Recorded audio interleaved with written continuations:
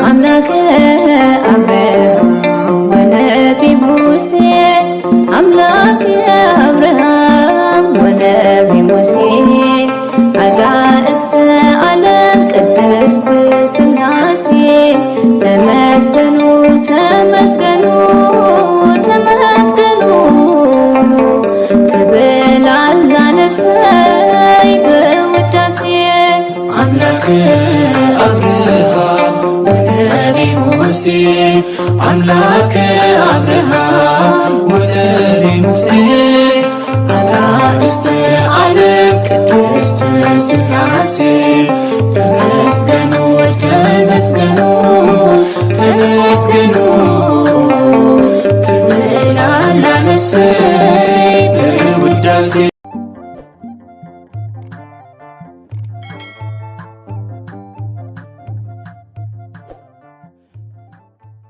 باسم ሥላሴ በስመ አብ ወወልድ ወመንፈስ ቅዱስ አሐዱ አምላክ አሜን።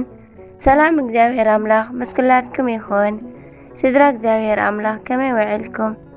ኣነ እግዚአብሔር ይመስገን ክብሪ ይስፋሕ መድኃኔዓለም ልዑል እግዚአብሔር አምላኽና ክሳብ ሰዓት እዚኣ ብጸጋን ብጥዕናን ስለ ዝዓቀበናን ዘጽንሐናን ክብርን ምስጋናን ኣምልኮን ውዳሴን ንዘላለም ንዑ ይኹኖ።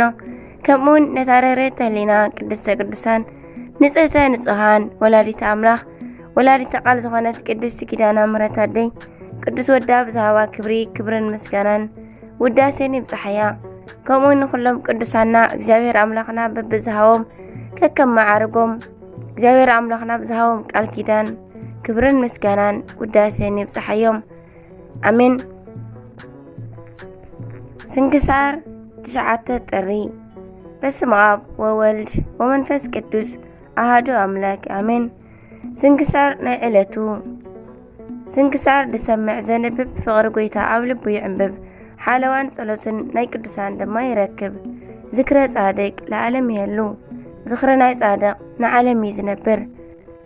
ንቅዱሳን ተማሕፀኑ ካብ ኩሉ ክፉእ ዘበለ ክድሕኑ አሜን። ትማል ድማ ዘይለቀቅልኩም ይቅሬታ ማለት እዩ። ድምፀይ ተሓፂ ስለ ዝነበረ ስለ ዘይጣዕመኒ ሕጂውን ኣይገደፈንን ግን ንሽተን ክፍተብለይ ስለ ዘሎ እሞ ይቅሬታ ማለት እዩ። ብፅሑፍ ግን ሰይደልኩም ነይረ ኣብቲ ኮሚኒቲ ስለዚ ሕጂ ከዓ ይቅሬታ ማለት ስለ ድምፀይ። በስመ አብ ወወልድ ወመንፈስ ቅዱስ አሐዱ አምላክ አሜን። ጥሪ 9 ኢትዮጵያዊ ጻድቅ አቡነ ዘአማኑኤል ዕረፍቶም እዩ። ከምኡውን ኣባ አብርሃም በዛ ዕለት ጎይታና ናብ ቤቱ ዝኣተወሉ ኣባ አብርሃም ግብፃዊ ዕረፍቲ እዩ። ነዚ ቅዱስ ኣቦኡ ብጣዕሚ በዓለ ጸጋ ዝኾነ ንድኻታት ዝፈቱን ዝንከባከብን ሩሩህ ክርስቲያን እዩ። ኣብ ሃገረ ግብፂ ጥምየት ኣብ ዝኾነ ጊዜ ኩሉ ንገንዘቡ ንድኻታት ሃበ። ተኣማኒ ስለ ዝነበረ ድማ ደቂ እቲ ዓዲ ንብረቶም ብሓደራ ምስኡ ይቐምጡ ነበሩ። ንሱ ድማ ብተኣማንነት ኣቐሚጡ ኣብ ጊዜኡ ድማ ይህቦም ነበረ። ጥምየት ኣብ ግብፂ ኣብ ዝጸንዐ ጊዜ ግን ናይቶም ሰባት እኽሊ ኣውፂኡ ንድኻታት ሃቦም። እቶም ሰባት ድማ ኣብ ዝሓተትዎን መልእኽተኛ ኣብ ዝለኣኹሉን ጊዜ ኣባ አብርሃም ተላዒሉ ናብኦም ይኸይድ። ንሶም ድማ ከም ዝተቐበሉ ገይሮም ይጽሕፈሉ እምበር ኣይሓትዎን። ሰበይቲ ድማ ጻድቅ ክርስቲያን ስለ ዝነበረት ሰይጣን ቀኒ ኢላ ኣብ ውሽጢ ሓደ ክፉእ ሰብ ሓዲሩ ብደቂ ፋረስ ነገር ሰርሓላ። ደቂ ፋረስ ድማ ማሪኾም ናብ ሃገሮም ወሰድዋ። ንሳ ድማ ኣብ ሓደ ለይቲ እታ ነገር ዝሰርሓላ ሰብ ኣብ ውሽጢ ሲኦል ብእሳት ክሳቐ ራእይ ረአየት። መልኣኽ ድማ ነዚ ሰብ ተበቂልዎ እዩ እሞ እግዚኣብሔር ዝገበረልክዶ ርኢኺ በላ። ንሳ ግን ጎይታይ መከራን ስቃይን ኣብ ልዕሊኡ ክበጽሕ ድልየት የብለይን በለቶ። እቲ መልኣኽ ድማ ናብ ቤታ ምእንቲ ክትከይድ ነገራ። ሰብኣያ ኣብ ዝሞተ ጊዜ ድማ አብርሃም ድኻ ኮይኑ ዓበየ። ኣድኡ ድማ ጓል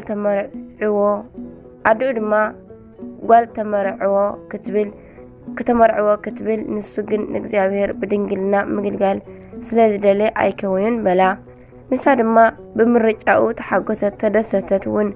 ናብ ገዳም ከይዱ ንኽምንኩስ ኣብ ዝተለዓለ ጊዜ ድማ ኣፋንያቶ ንወዳ መስዋእቲ ገይሩ ምእንቲ ክቕበለላ ንእግዚአብሔር ለመነት። ኣባ አብርሃም ድማ ናብ ገዳም ኣስቄጥስ ከይዱ በአባ ዮሐንስ አበምኔነት ዘመን እንዳ አባ መቃርስ ገዳም በጽሐ። የአባ ዮሐንስ ድማ ተፈታዊ ውላድ ኮይኖም ብተጋድሎ እንዳነበረ ከሎ ኣብ ሓደ ለይቲ ራእይ ረአየ። ናይ በዓቱ ጣርያ ዚንጎ ተሰንጠቀ። ብኡ ድማ ናይ ክብሪ በዓል ቤት ጎይታና ኣብ ናይ ኪሩቤል ሰረገላ ተቐሚጡ ናብኡ ክወርድ ረአዮ። ኪሩቤል ድማ የመስክንዎ ነበሩ። ኣባ አብርሃም ድማ ፈሪሑ ኣብ ልዕሊ መሬት ወዲቑ ሰገደ። ጎይታና ድማ ማሪኽዎ ብዓቢ ክብሪ ናብ ሰማይ ዓረገ።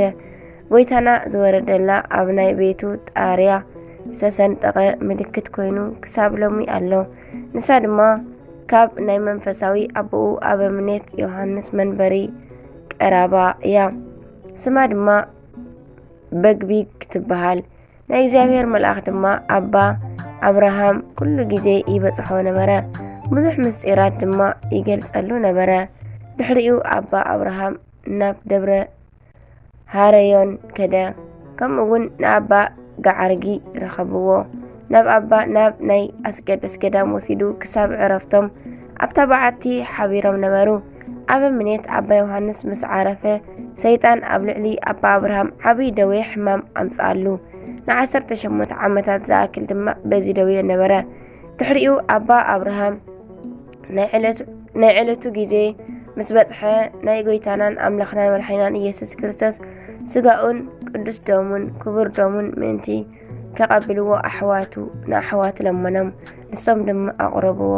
ኣባ ዮሐንስ ድማ ብኣጸደ ነፍሲ ተገሊጹ እንሆ ናብ ዓቢ መርዓ እግዚአብሔር ጸዊዕካ ኣሎ በሎ። ዕድሚኡ ድማ 80 ዓመት ኣብ ዝኾነ ግዜ ብሰላም ዓረፈ። ናይ ኣባ አብርሃም ረድኤት በረኸቱም ይሕደረና፣ ብጸሎቶም ድማ ይምሓረና። ኢትዮጵያዊ ጻድቅ አቡነ ዘሚካኤል ጥሪ 9 ዕረፍቶም እዩ። ገዳሞም ኣብ ማእከል ናይ አቡነ አላኒቆስ ገዳምን ደብረ በንኮልን ገዳምን ይርከብ። ናይ አቡነ ዘሚካኤል ረድኤት ቡን በረኸቶም ይሕደረና፣ ብጸሎቶም ድማ መድኃኔ ዓለም ይምሓረና አሜን። ጥሪ 9 ዝኽበሩ ዓመታዊ ናይ ቅዱሳን በዓላት ኣባ አብርሃም ገዳማዊ፣ ኣባ ጋዓርጊ ጻድቅ፣ ቅዱስ ዲዮስቆሮስ ዘሮሜ፣ ኣባ ኪናፎርያ። ወርሓዊ በዓላት ድማ ቅዱሳን 318 ሊቃውንቲ፣ ኣባ በርሱማ ሶርያዊ ናይ ኣቦ ናይ ኩሎም መነኮሳት ሶርያ፣ ኣቡነ እስትንፋሰ ክርስቶስ የብሔረ ብፁዓን ጻድቃን፣ ኣባ መልከ ጸዲቅ ዘሚዳ፣ ቅዱስ ዶሲማስ ጻድቅ አሜን። ስንክሳር ድሰምዕ ዘንብብ ፍቅር ጎይታ ኣብ ልቡ ይዕንብብ። ሓለዋን ጸሎትን ናይ ቅዱሳን ድማ ይረክብ። ዝክረ ጻድቅ ለዓለም ይህሉ፣ ዝክረ ናይ ጻድቅ ንዓለም ዝነብር አሜን። ዝነጠበ ዝጎደለ ብኣፈ ቅዱሳን ትጓሃን መላእክ ይተኣረመለይ አሜን። ወስብሐት ለእግዚአብሔር ወለወላዲቱ ድንግል ወለመስቀሉ ክቡር ለይኩን።